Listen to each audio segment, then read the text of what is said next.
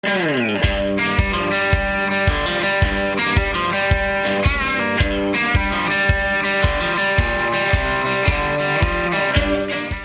to the Goal Podcast, news and commentary from Gun Owners Action League, your leading voice for the Massachusetts gun owner.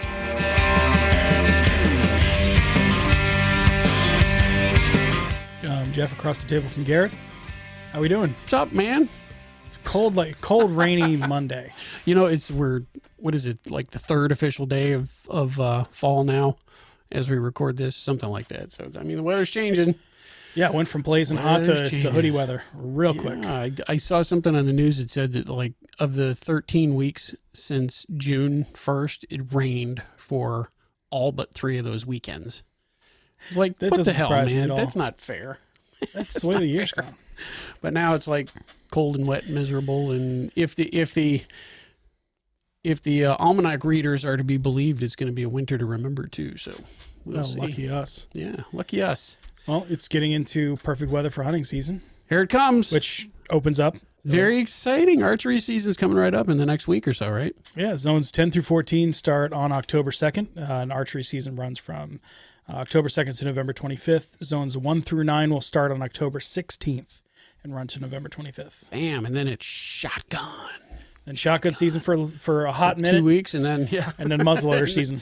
For the rest of the year. I'm looking forward to it. Good stuff. Surplus antlerless deer permits will be going on sale this week. There's not going to be any limit for zones 10 through 14.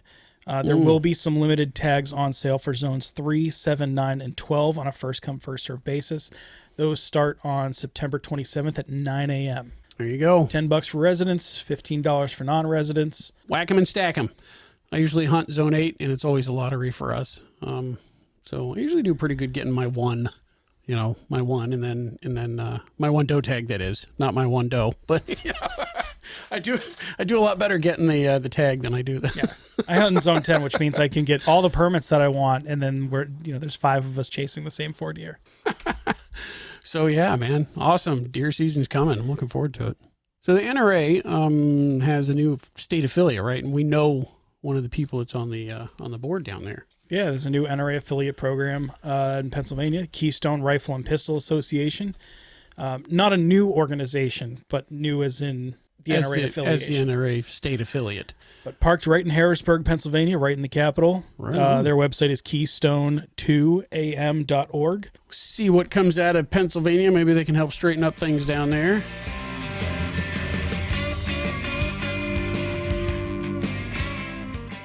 Move on to news. So the big, well, kind of a big one that's been happening the last couple of days is Joe Biden has tapped Vice President Kamala Harris to lead the new, quote, Office of Gun Violence Prevention, otherwise known as Biden's Ministry of Gun Control. What a terrible name. What a terrible name. What a terrible idea. So as the president and the chief of the executive branch, he has the power to institute these offices, right, of whatever it is that he thinks they're just making up jobs to give someone a paycheck. Pretty much. And if they don't have any legislative power, they don't have any other power other than advising the president, which is what he's getting anyway. So it's a bone that they're throwing to the people that got him elected. So folks involved in this so-called Office of Gun Violence Prevention under Kamala Harris, who's going to be running the show or overseeing it.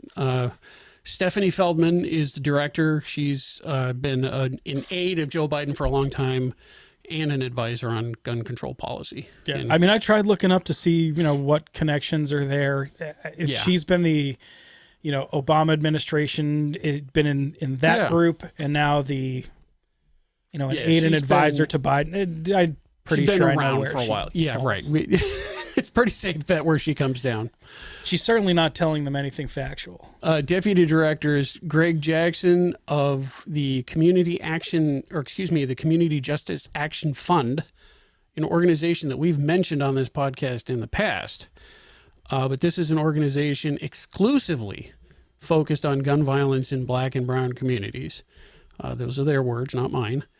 And Rob Wilcox, Director of Federal Government Affairs at Everytown. Naturally. So conspicuously missing from the Office of Gun Violence Prevention is anybody who has anything to do with the firearms industry, Pro 2A, mental health, criminal prosecution, anything like that. So what kind of policies do you think are going to be coming out of this office? This is just a way to cut taxpayer dollar checks over to some people he probably owes a favor to. Yeah, this is totally fan service for the moms and for Everytown and the people that basically got him elected on his anti-gun platform. I mean, beyond the general wasteful spending of the federal government, this is probably pretty small potatoes. My problem with this is once you create these little government organizations, they just never go away. Yeah, well, yeah, right. The only one that really went away was their Ministry of Disinformation, and that's just because people had such a bad outcry over it that they kind of couldn't go through with it. Yep. But yeah, kind of interesting how their Office of Gun Violence Prevention has nobody with any expertise about firearms at all. And firearms or violence or prevention, for that matter. Their forms an office and populates it with, representatives from the organizations that helped get him elected. Well, on the plus side, if you want a government program to be useless, you put Kamala Harris in charge. Right. She's done such a great job on the board. She's fumbled, I think, just about everything they've given her to do. I think it's like an open secret now. She fails up for some reason. Every time she fails, she gets a bigger job. I mean, all of her staffers quit. Everybody walks away. So I guess I don't expect much to come of it. I mean, what are they going to do?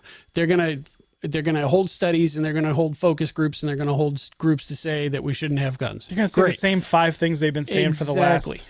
Exactly. There's nothing that's going to come out of this. They don't have any legislative power. They don't have any executive power. They don't have any, any pull except however much Joe Biden or the people telling him what to do want to give them. It's a pretty big nothing burger, but it's like a sop to, it's a sop to the anti-gun crowd. Well, they have to play to him because they've just been losing nonstop left and right. Yeah, he's been tanking in every poll.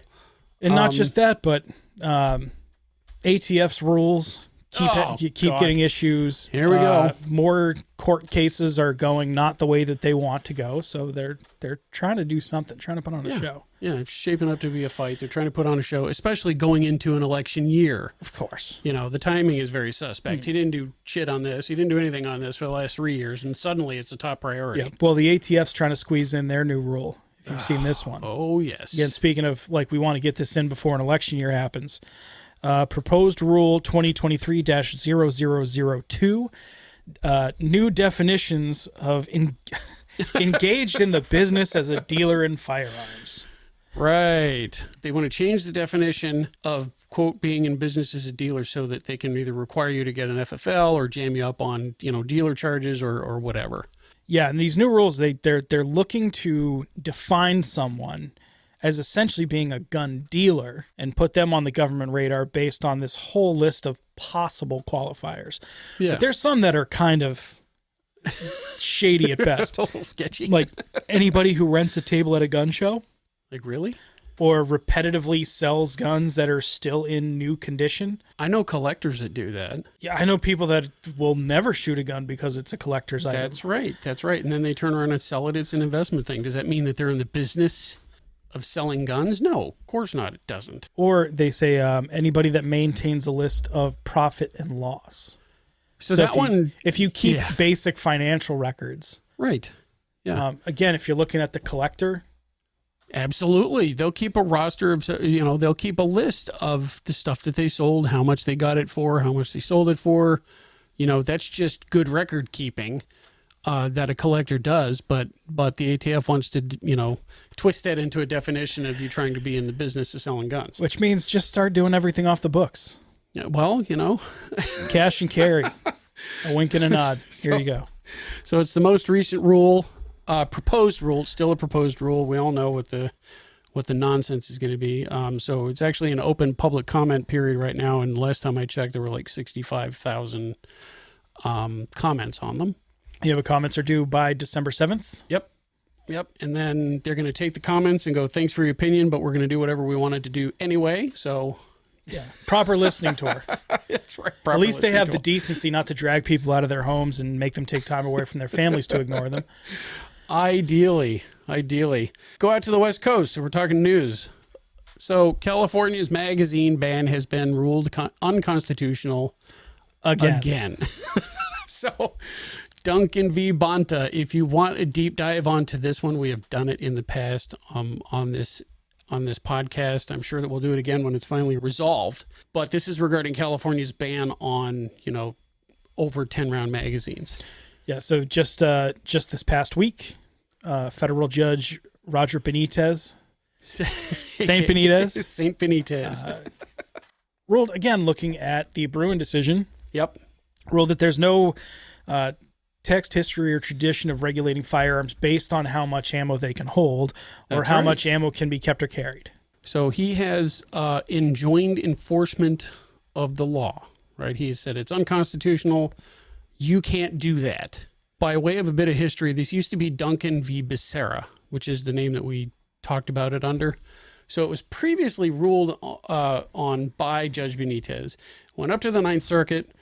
His ruling was upheld by a panel and then was reversed by the en banc ruling, okay, which kicked it up to the Supreme Court. Supreme Court vacated that ruling as one of its post-Bruin orders, that those GVRs that they did right after Bruin dropped. So that knocks it back down to the Ninth Circuit, who responded by throwing it back at Benitez. So yeah, basically it's gone up, it's come down, and here we go starting again. all over again. Yeah. So now this decision, if the state of California wants to press the issue, which I'm sure they will, They will. then they will appeal this decision. It'll go up to the Ninth Circuit where it'll be ruled on again. Yep. Assuming, since it's the exact same situation as before, the Ninth Circuit should uphold it. They probably, Even on the previous logic, should. not even counting the new guidance under Bruin. Right. And it's, I think, Right, because it's a little it's, silly to say new guidance. It's just saying, The guidance, hey, yeah. the old guidance was just fine. And then the en banc ruling, and We'll probably go the other way. this just because may or it's may the Ninth not end Circuit. up back at the Supreme Court. Yeah. I think if it gets all the way up to the Ninth Circuit and they start doing this back and forth between rulings and en banc rulings, then the Supreme Court really should take it up. They should, and they should strike it all down. But we'll see what happens. We're So willing. here we go again, going around the horn. New Mexico. This nonsense continues. Yeah, so this might end up becoming another. Who knows whether this will be even touched by the Supreme Court or what will happen? I But saw an interview with her on CNN, the governor of New Mexico, and she's way out of her league. Way. full blown, I mean- like double down. This is perfect. Even the people at CNN was like, you can't do that. Yeah, you That's can't. illegal, It's so bad when, I mean, Right. otherwise staunchly anti-gun Yes. organizations and They advocates will and bend people. over backward to give those people like airtime, and even they're going, no. Well, I think they see the writing on the wall of, like we talk about sometimes it's sometimes better to not create a case precedent that can bite you in the butt. Oh yeah, this is a good one. This is the one where they're saying, hey, like really don't open She's this like can of worms. shooting their whole movement in the foot. Yeah, so Governor Grisham's been backpedaling. Oh yeah. Tried updating her notice of tyranny, attempting to cancel rights of citizens, but now that she's trying to pull this, well, it's just in parks and playgrounds. It's like, no, sweetheart, that is not what you said. She's trying to roll it back to essentially a sensitive places thing by fiat, Yeah. which would still, of course, be violations of the Second Amendment, 14th Amendment, Well, this pesky Constitution thing. But New Mexico legislators are pushing the impeachment process. So That's cool. I like that. Good. the impeachment process has been formalized by New Mexico State Rep. Stephanie Lord. She's petitioning the legislators to call, for their state, what they call an extraordinary session to begin the impeachment proceedings. So what does that take down there? I'm not familiar. So the path to removing the Wicked Witch of the West from office. So 3/5 of the House and 3/5 of the Senate would have to certify to the governor that some emergency exists. Okay. The governor's then legally compelled to convene the legislature within 5 days. And if she doesn't, then the legislature can convene itself and remain in session indefinitely until they. So if she wants to sort out be what's going on. obstinate, they'll just do it anyway. Right. The House essentially acts kind of like a grand jury, and they vote to impeach the governor. So it's kind of like the government version of an indictment. Yeah.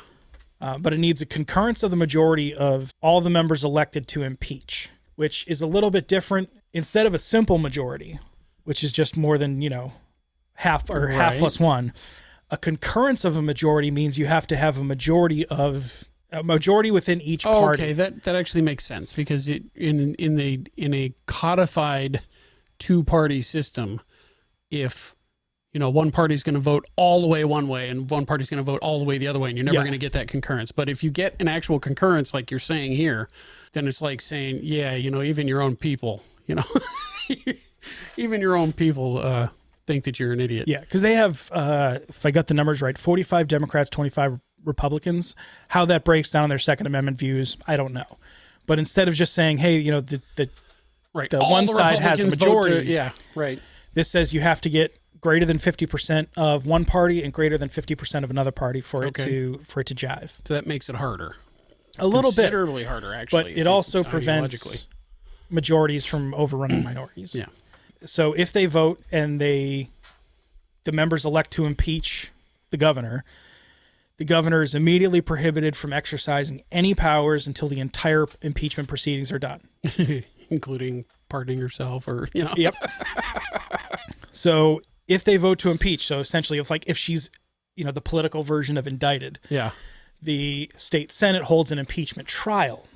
Now, the person that would normally oversee an impeachment trial would be the governor or lieutenant governor. But since it is one of those two people, it's overseen by the Chief Justice of the New Mexico Supreme Court.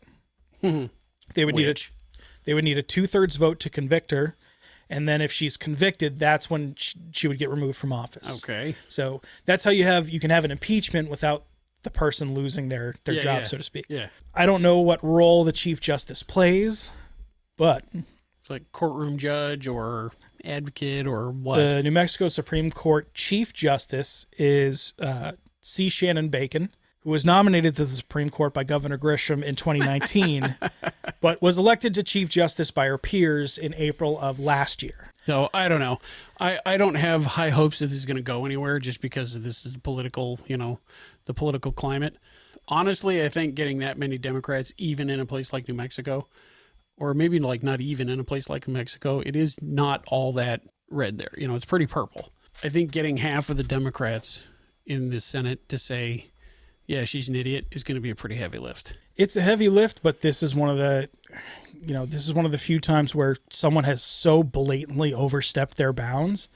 Well, yeah. I mean, not that I have a ton of respect left for politicians and as a general group. Right. Some exceptions, but by and large. Yeah. Well, yeah. That's fair. If this was like a party vote and they refused to even impeach a governor for saying that her oath of office is not absolute and she doesn't have to follow it if she wants because she has that authority. You would think that's be pretty impeachable. That's kind of that Nixon-esque, I can do what I want because I'm the president. Yeah, right. It's legal because I'm the president. Right. Yeah. So, I mean, if there's any hope for any politician to ever be held accountable for anything they do, you'd think it would be something like this. I think it would have to be this. But then again, never underestimate the ability of, partisan politicians to overlook their principles, They have no problem. Yeah, but I mean, when David Hogg says you can't do this. Right. Of all people. They should just march that out there and go say, like, she's like, really?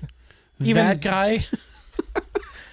And how weird to actually agree with something he said. Right. But hey, I'll take we can be on the same team for this one. I agree. She has no business. She has no business suspending the constitutional rights of citizens because she just feels like it. Right, because of her political bugaboos. Right. Never mind that the whole reason that she did it is complete BS anyway. Right. She had this political thing in her head, she bent over backwards to make the connection to this gun violence thing, which, we all know that the criminals down there don't give a crap about where you say you can publicly carry or not. So, yeah, I don't know. Well, with dovetailing into what we're dealing with Here with HD 4420.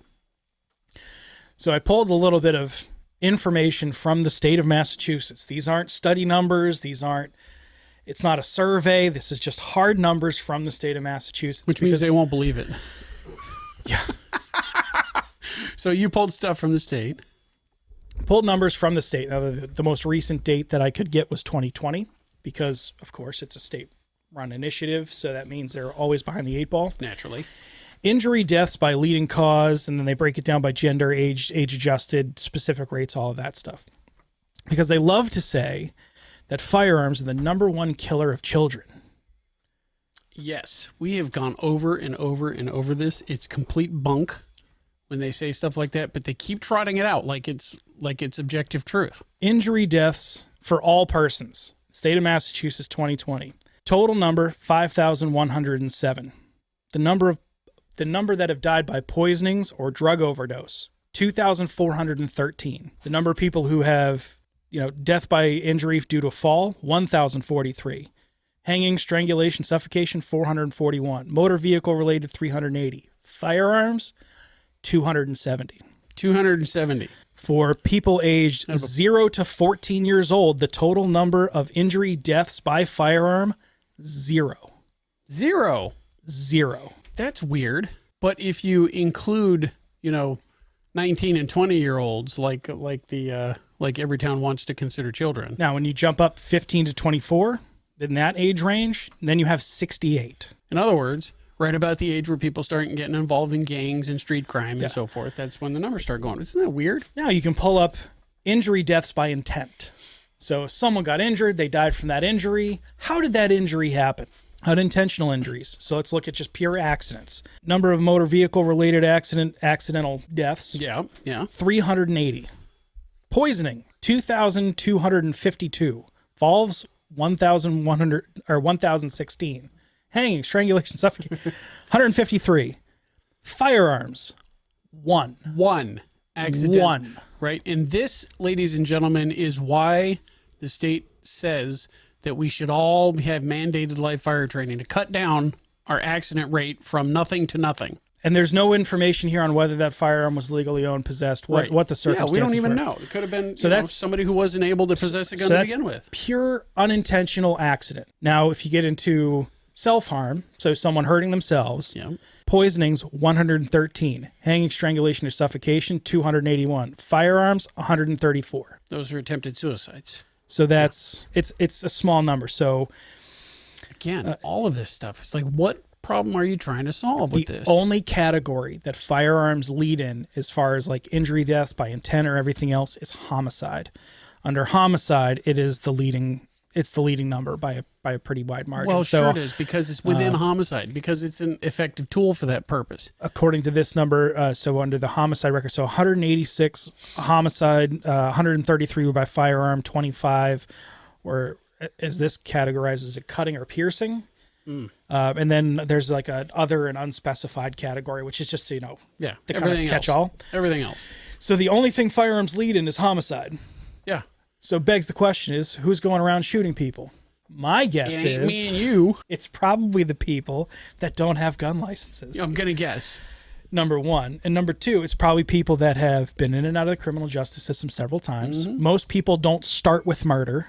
But imagine that none of this information really plays into anything of like HD 4420. No. They want to implement all of this stuff to go after the people who legally hold, to have legally and lawfully possess guns. They have no interest in actually solving crime with this stuff. So for the people that say that firearms are the leading cause of death for children, that's just wildly, wildly inaccurate. But that's not going to stop them from parroting it.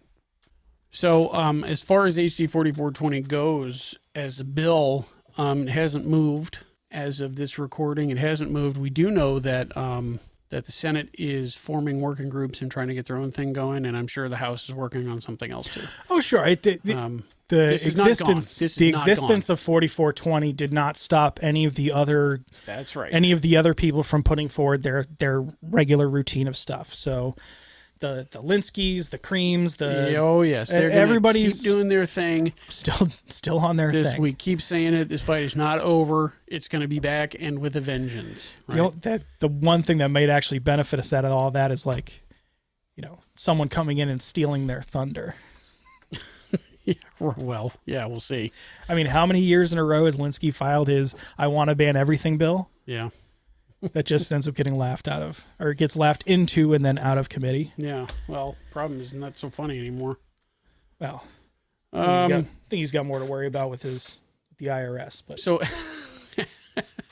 so as we record this, we're actually in between efforts here. By the time this podcast airs, the State House rally will be done, right? So we're recording. It's a couple days till the rally, and then a couple days after that, the episode will release. So hopefully we'll have some good news next time we record. We could do a little, play-by-play on the rally itself. Word is that the buses going into town are filling up, and we've got a lot of people saying that they're going to be there. So hopefully we got a really good turnout.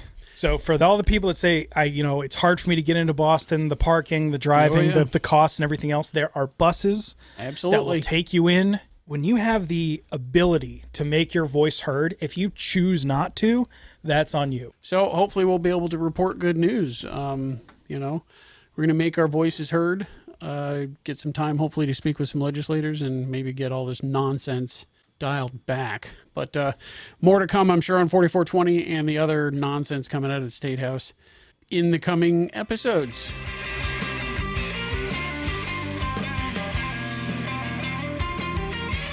Oh, new gun. I had to do this because I was like, idly nerding out on new releases. I'm just going down the list and going, oh, that's cool. And then I come across this guy. So Taurus has added to their Judge line. Oh Okay, my God. the Taurus Judge. This is, drum roll please, the Judge. The Judge Home Defender. Check this guy out. Chambered in .45 Colt or /410, 5-shot revolver, 13-inch barrel. Okay, with the feature of a foregrip and a pick rail on your revolver. Okay, so it looks like it has slung under the. You got to go searching out a picture of this guy. So under the 13-inch barrel, there's a foregrip slung under there. It looks like a shotgun forearm, and there's a little pick rail down the end of it. For your accessory needs. Other than that, it's a gigantic revolver, in the style that you've come to know and love from the Taurus Judge series. Which, it seems like such a good idea on paper.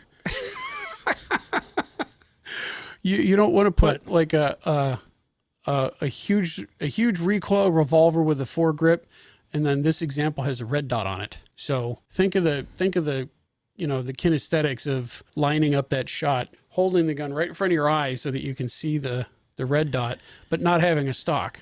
I mean, I wouldn't worry about that so much, but but holding it close and you're not at full extension like a pistol. You're holding it in close because you got to have your other arm on that foregrip. So you're holding it halfway between full extension and the rifle position. And so then you're going to bring it up to your eye level so that you can see the red dot and then pull the trigger on a .410. Yeah, as much as I want this gun to be awesome, I don't see it doing anything that another gun wouldn't do better. I mean, not that many people are shooting .45 Colt. Not that many. So you don't have a lot of options there. Nope. So you got to stick with the .410. A .410 shot shell. Yeah. I mean, I guess barrel, you probably get a pretty decent pattern, but. Well, at that point, I'd be loading .410 slugs, which at that point, I would just get a revolver and .357 Magnum. What problem are we trying to solve here, folks? I'm just laughing at the idea of a 13-inch revolver that has a foregrip. Like, it's got furniture. The only time I've really heard of the Judge being used successfully, or that it was small game preferred, hunting. is like putting in like rattlesnake. Yeah. Loads. Snake loads, so, sure. Like pest control. Small game, varmint hunting, stuff like that, yeah. But, Yeah. I mean, it's a beastie of a. It is a beastie of a revolver. But anyway, I don't know about street price, but MSRP is supposed to be about $730 on that guy. Which, I mean, it is hey, interesting. For a revolver that size, it's not a terrible price. So if you look carefully at the forward end of the cylinder, you'll see that it has there's like a little flared bit of metal around the forward end of the cylinder. That's a blast shield. Why? Because you're putting one of your hands in front of the cylinder in order to reach that foregrip, and you don't want to burn your arm. Yeah, you have that slight little bit of headspace. Yep. That allows gases to escape. And that's right. Normally, we preach to people, keep your hands behind the cylinder. But no, not in this case.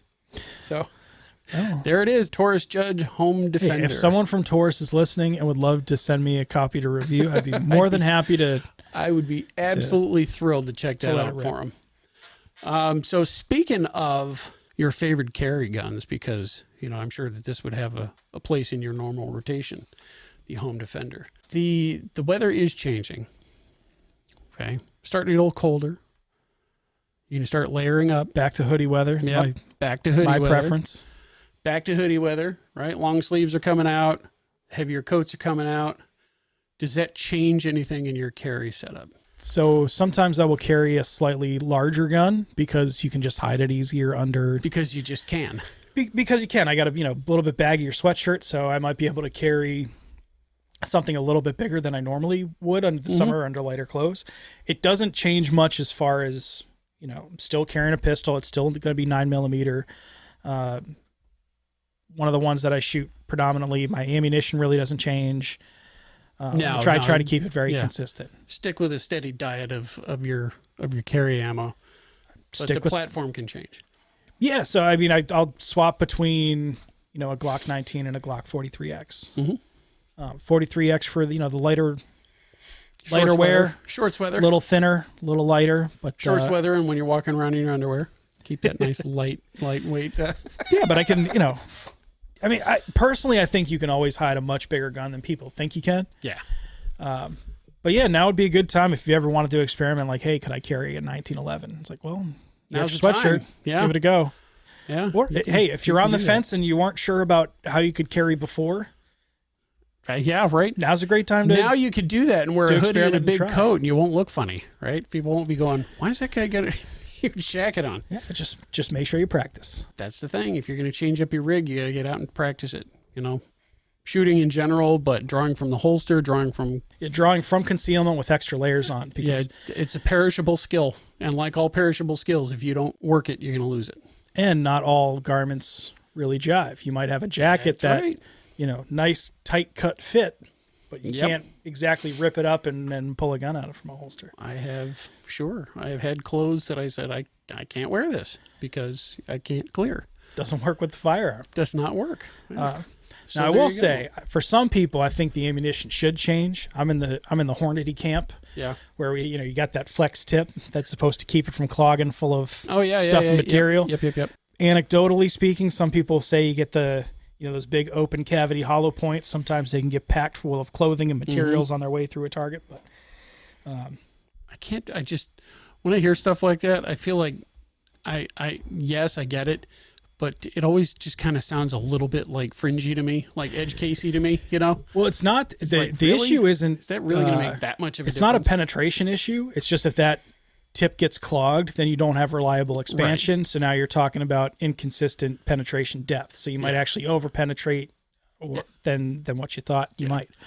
But then again, in 99.99999% of the cases, it's not going to make any goddamn difference. But now I know you like to say I shill for Glock, which I don't. Which you do. But I would feel much more comfortable saying that I shill for Hornady. Like I use their ammunition for stuff.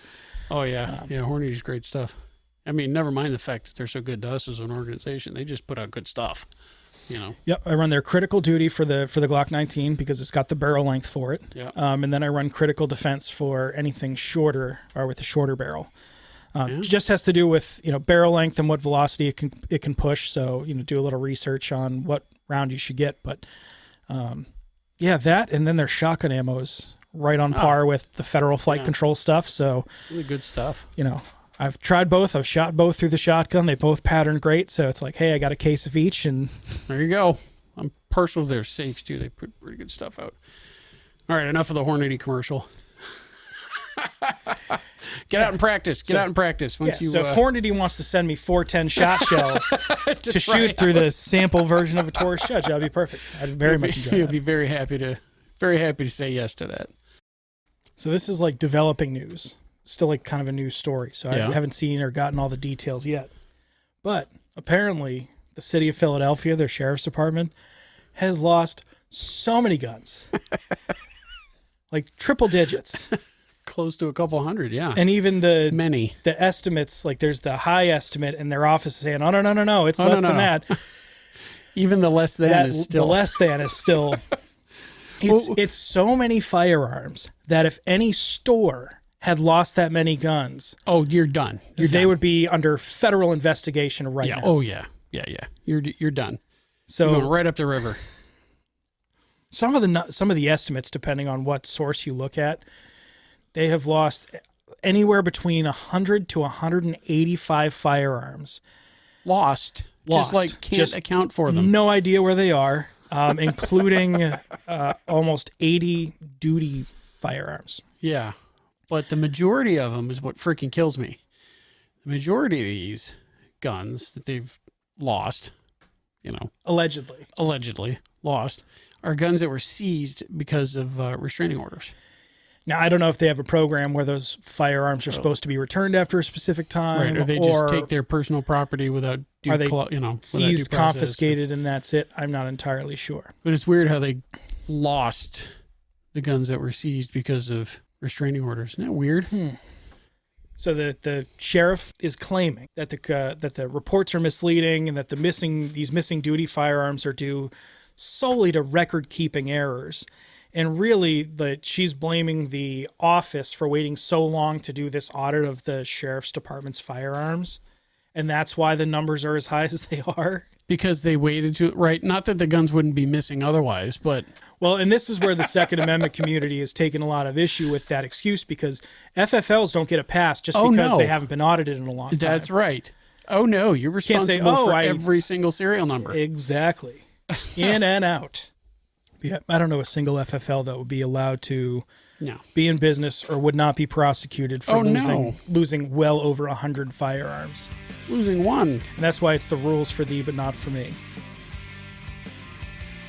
That's it for today. Thanks for listening in. Be sure to subscribe to the Goal Podcast and check us out on Facebook at facebook.com/Goal Podcast MA.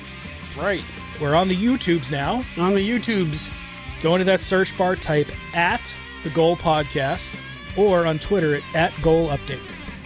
To join Goal, visit goal.org, click the Join Renew button on the top of the homepage. If you have a topic you think we should cover, if there's something going on in your club or town, or if you have a question for the mailbag, shoot us an email at goalpodcast@goal.org. The Goal Podcast is a production of Gun Owners Action League of Massachusetts. The views and opinions expressed are those of the hosts and guests and do not necessarily reflect those of Goal, its staff, or affiliates.